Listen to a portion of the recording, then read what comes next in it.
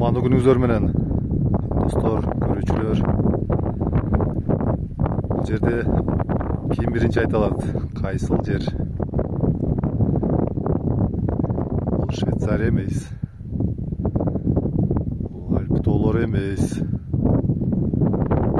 Биздин Кыргызстан. Өздөрү кандай сан жер?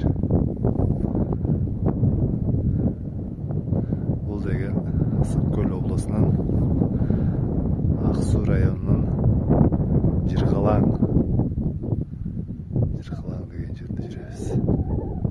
Карачы эмне деген кооздук.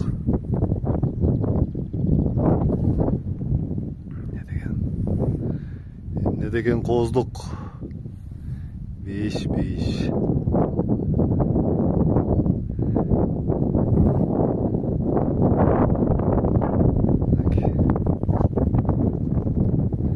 Сөз менен айтып жеткире албас кооздук. Ал жакта карагай токойлор менекей. Табыгый карагай токойлор. Бул жерлер болсо биздин токойчу туугандардын эмгеги экен. Экме токойлор. Кандай деген мээнет. Жайлоо көргүнө келип турган кез экен мынакей. Түгөлбай Казаковдун тоо гүлдөрү деген ушундай гүлдөрдөн улам жазылса керек. Жыпарын чачып буркурап, тоо гүлдөрү кулпунат деп. Ушундай туугандар.